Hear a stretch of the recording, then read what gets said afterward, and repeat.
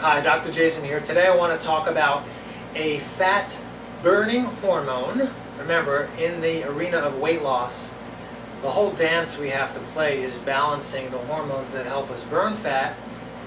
And there's not too many of them. There's about a half a dozen of them out of hundreds of hormones in the body. And we have to balance those hormones by avoiding the things, the triggers, the things that turn on the opposite of fat-burning hormones, which are the fat-storing hormones. So today we want to talk about what is considered the #1 fat-burning hormone in the body, and that is growth hormone. So this is a chart that says circadian rhythm of growth hormone, because this fascinating hormone actually peaks and valleys at different times of the day. So wouldn't it be valuable to know what times of the days growth hormone is increased so you can maximize that particular environment? So growth hormone, first of all, is a hormone that's made in a gland, like all hormones are. It's made in the brain. The gland is actually the pituitary gland. But like all hormones, it's released from a gland and then has to travel through the blood to affect the cells. Now in the case of growth hormone, in fact in the case of all fat-burning hormones, it has to travel and work through the liver first. So what I'm saying is, despite all a person's efforts, their brain health has to be good and their liver health has to be optimized. Otherwise, they could have a healthy, functioning amount of growth hormone, but it's trying to work through an unhealthy liver, which is why the concept of detoxification is so critical. So it's made in the brain, works through the liver, and what growth hormone basically does is increase fat burning, which everybody struggling with weight wants, but at the same time increases lean, sexy muscle. So it does both.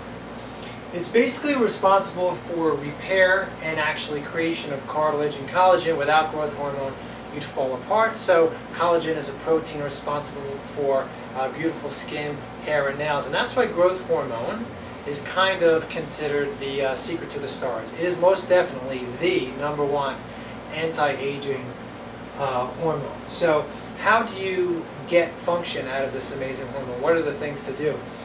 #1 is sleep. That's what this chart is. I'll share that in a second. But #1 by far is sleep.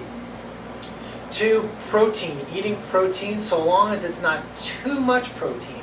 Too much protein will actually spike a fat-storing hormone called insulin. And so the moderate amounts of good quality protein will turn on this amazing hormone, growth hormone. And the last is a very specific type of exercise, and it's the type of exercise most people are not doing, which is why, despite their efforts, they're not accomplishing much in the gym. Brief, intense exercise, 10, 20, 30 seconds of exercise, followed by lots of rest. And that's different from what most people are doing, which is 4, 5, 6, 7 days a week, long bouts of cardio. So let's talk about the one thing, the #1 thing that enhances growth hormone, and that's sleep. This is a chart.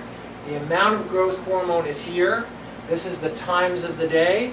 You can see midnight, the morning, and the afternoon. And this is the amount that growth hormone naturally occurs in the human body.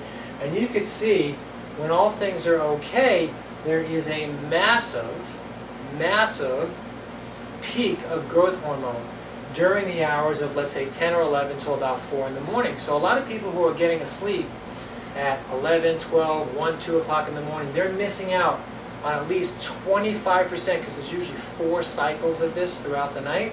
They're missing a huge opportunity. Also, anything that interferes with deep quality sleep.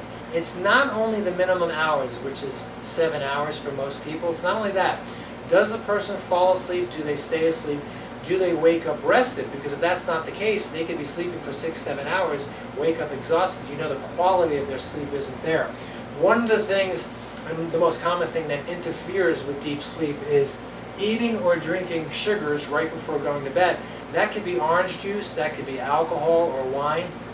And what that does, again, I keep saying this over and over, it increases the opposite of a fat-burning hormone. It increases the hormone called insulin, which is a fat-storing hormone. So what you want to do is, if you're having a snack at night, have a little bit of protein, have a little bit of healthy fat, Something like orange juice is a pure refined sugar. So, apple juice, for example. So a better choice would be the actual apple, because although it does have the sugar, it has tons and tons of fiber to basically mellow out and decrease the spike in insulin. So I hope that's helped. Get your sleep, and bye-bye for now. Oh, and one more thing. So I guess it wasn't bye-bye for now. If you enjoy these videos and would like to learn more, we'll be doing videos on a weekly basis. Please go ahead and subscribe to our channel. Also, you can like our videos. We appreciate that very much. Or for more information, for some great video testimonials, for more information and education, you can go directly to our website. Just visit our website listed below. Thanks so much, and bye-bye for now.